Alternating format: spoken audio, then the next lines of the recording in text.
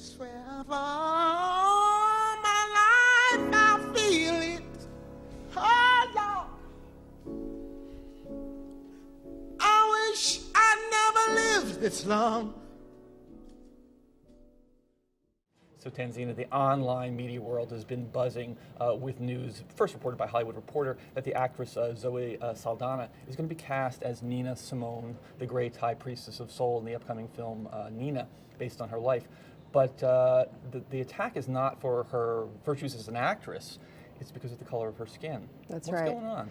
Well, no one is attacking Zoe Saldana because she's a bad actress, and I think that's one of the most important things to get across first. There are two issues here. One, which is whether the accuracy, the historical accuracy of the film is important because there are some questions about the Nina Simone love interest and whether or not that's accurate or not, and how accurate does a biographical film need to be.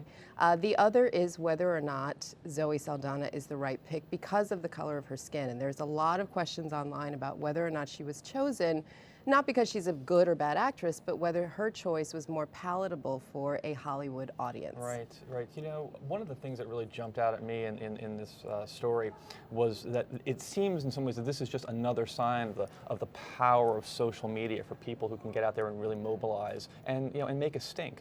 How much flack are they actually getting for this? I mean, how significant is the blowback? Well, I think when you look at, there were some questions about that online. Actually, we have comments open on the piece, so readers who are interested in weighing in on this can feel free to do so. There have been comments open since last night, and you're hearing all sorts of points of view on this. One of the things that was raised was, oh, well, you're reporting based on Twitter and based on blogging.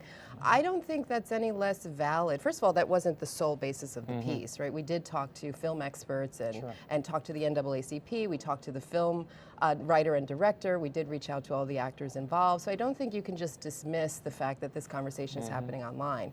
In fact, the conversation is happening on Ebony, on Essence, on Huffington Post, on a lot of other platforms besides just sort of individual blogs. And I think when we do that, we dismiss